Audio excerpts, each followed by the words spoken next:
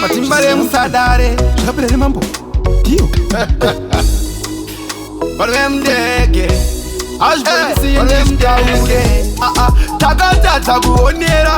kuteera mafanzi aipombera rimwe suva tembo vaoperera parohwa ngoma mukuru wangu ngedendera ningi haawira nena ningi haaona nena ningi zvaingonzi ningi haamurisa nena ningi shoyina ningi haauye ningi chaiva mutsoka chitsva chaiva mutsoka chitsva pandaichema ndichitini ndatsva vaiti watsva saka ive wechiramo chaiva mutsoka chitsva chaiva mutsoka chitsva pandaichema ndichitini ndatsva vaiti watsva iwe wekachiramo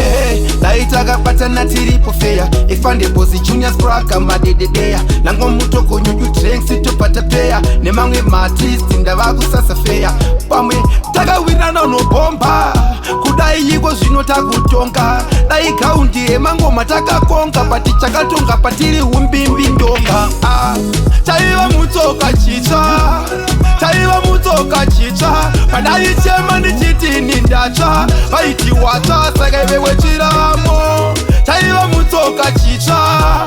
chaiva mutsoka chitsva pandaichema ndichitini ndatsva vaiti watsva iwe wekachiramo chaiva mutsoka chitsva chaiva mutsoka chitsva mumwe paaiti ndatsva zvamuwanawo namoto ende atsva takatadza kuonera kuteera mafanzi aipombera rimwe suva tembo vaoperera parohwa ngoma mukuru wangu ngedendera chaiva mutsoka chitsva chaiva mutsoka chitsva pandaichema ndichitini ndatsva vaiti watsva saka ive wechiramo chaiva mutsoka chitsva chaiva mutsoka chitsva pandaichema ndichitini ndatsva vaiti watsva iwe wekachiramo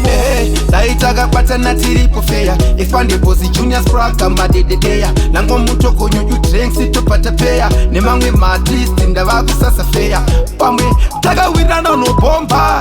kudai iko zvino takutonga dai kaundi emangoma takakonga pati chakatonga patiri umbimbi ndonga